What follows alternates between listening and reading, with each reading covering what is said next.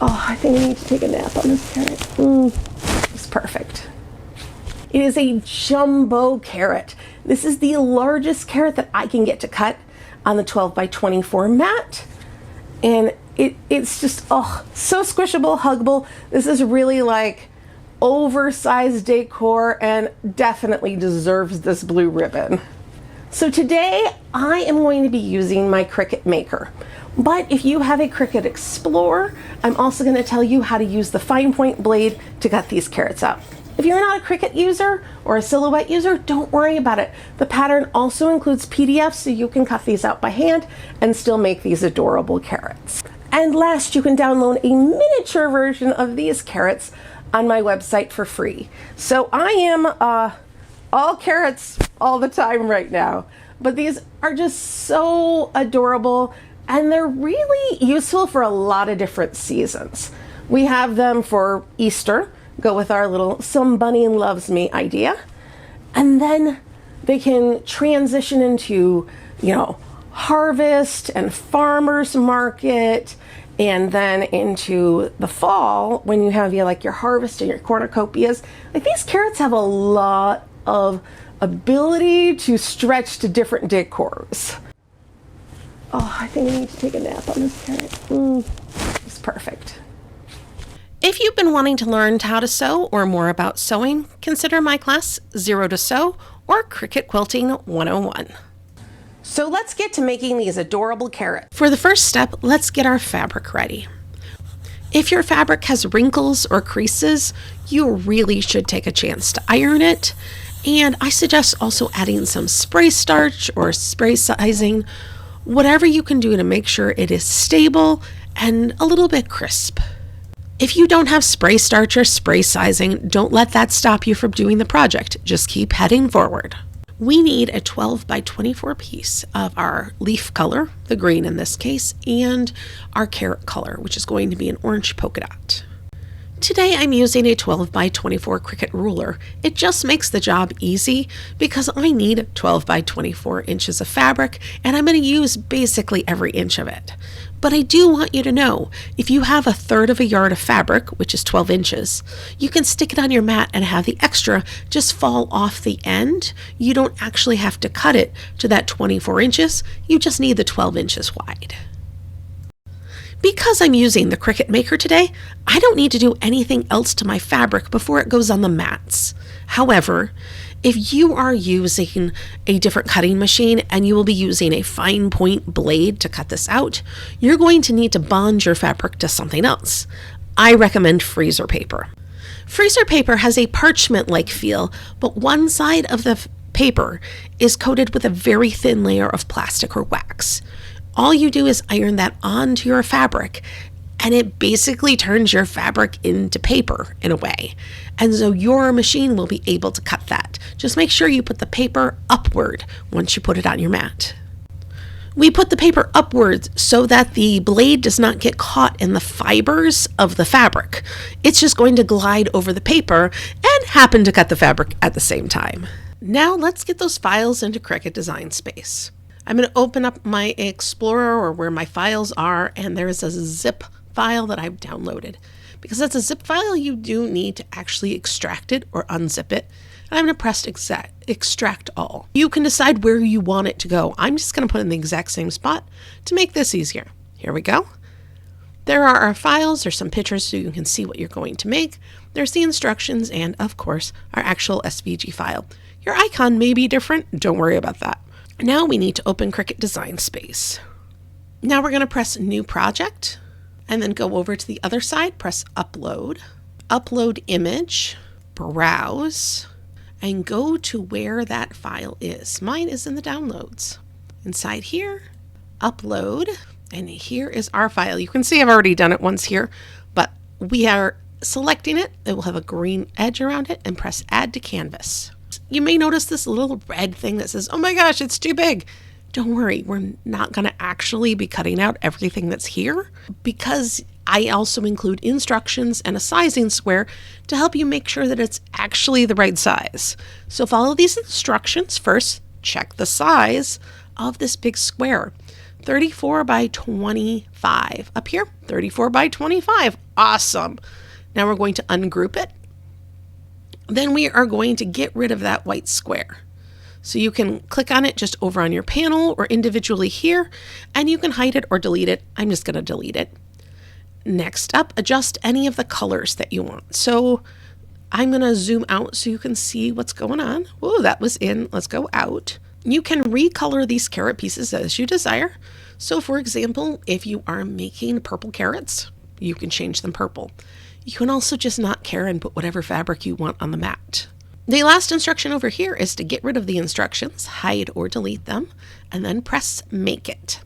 Now the reason you can just press Make It is because these are already attached and these are already attached. I do that when I make the file, and also because we're using a 12 by 24 mat and I want to use like every inch of fabric, I just already do this for you. So press Make It. It is going to warn you that you're going to need to use the 12 by 24 mat. Absolutely, that's what this project is. Now you can see that the orange is all on there. The green is all on there. And the only thing that I like doing is scooching them so they're a little more center. And that's just because I want to make sure it's using the center part of the mat, and any spot where my 12 inches might have been a little bit less than 12 inches. I want to give it all the extra room around it I can. Also on this, but you can't really do much on this. It's pretty much using every inch of that. But that's as centered as I can get it, so we'll call it good.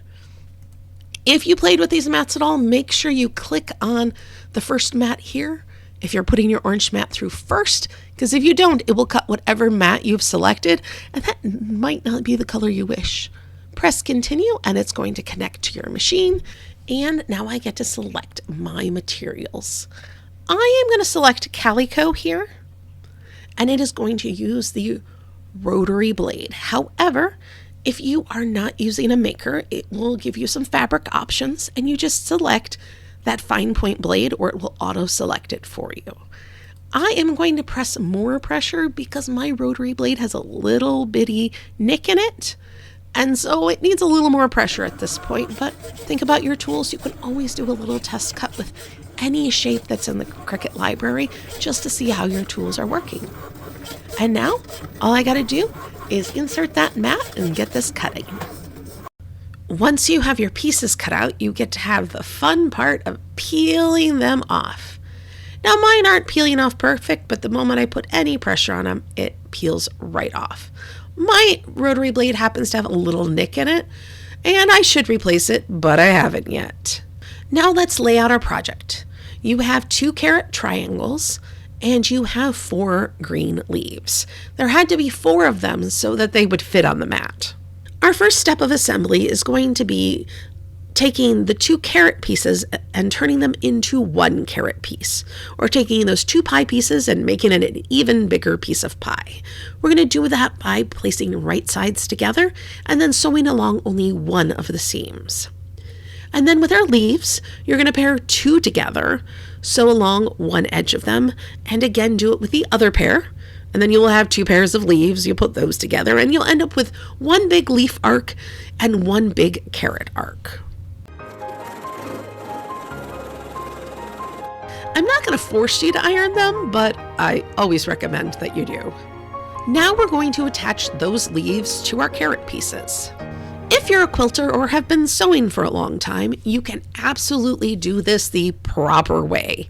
You can put the leaves and the carrots right sides together and sew along that curve. However, I'm just going to overlap the 2 edges and then I'm going to sew across them. And that's because that edge there is going to get gathered and it's going to basically disappear. So you might as well do it the easy way.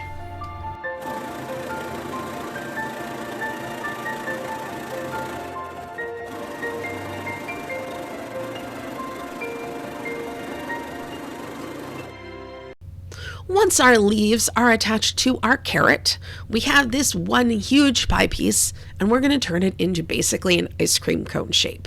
So just fold it over, putting right sides together again, and then sew along that one edge. I suggest you start at the tip of the carrot and go towards the leaves because those lacy edges of the leaves have a way of getting sucked down into your sewing machine. So if you start at the tip of the carrot, it'll go a lot easier. Now that your carrot is assembled, let's do a little bit of trimming before we turn it right side out. Take a pair of scissors and clip off the excess seam allowance at the tip of the carrot and along each edge of the tip. That will help it turn right side out and get a nice point in the end. Now it's time to flip your carrot right side out. I suggest that you use a pencil or a chopstick or even a pin to help really pull out that point. Now, it doesn't have to be pointy in the end, but you should at least try to pull as much fabric as you can so you at least have more of a point at the tip, even if it's rounded. Now that your carrot's right side out, we have one more thing we need to do. We're going to sew a large gathering or running stitch on that seam line between the leaves and the carrot. This is going to allow us to pull it closed once we have the carrot stuffed. Now, if this hand sewing is going to stop you from making the carrot, don't let it, because there's actually one more way you can get around hand sewing, and I'll make sure to show you that. So whether or not you did that hand gathering stitch, it's time to stuff your carrot.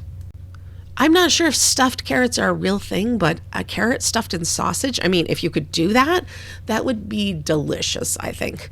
Well, we're just going to fill ours with polyfill or pillow insides, fabric scraps, whatever you got. When you start the stuffing process, it's really tempting to just shove a bunch in. But you will never get that tip filled with stuffing unless you do it first, because your stuffing will just compress every time you try to push it down there, and that tip just won't have stuffing in it. So make sure you get the stuffing all the way down to the tip first. An eraser on a pencil works really, really well, because the stuffing just kind of sticks to that eraser just enough to help you get it all the way down into the tip. Keep stuffing your carrot until it is as squishy or not as you wish it to be. You can stuff it very, very full. It will be very firm, but you can also leave it super squishy as long as it's kind of filled up. If you put in those gathering stitches, now is the time to pull them up and close the top of your carrot. If you didn't, what you need to do is grab a piece of string or twine or ribbon, and you're going to go around the top of it twice and then pull, and it will basically act as gathering stitches. Tie it off and you're good to go. You may have a little fluff that kind of tried to escape out the top of your carrot. Make sure to either shove it back in or tear it off. Just don't let the inside of the leaves have fluff in there. It'll look weird and you'll get fluff all over your house.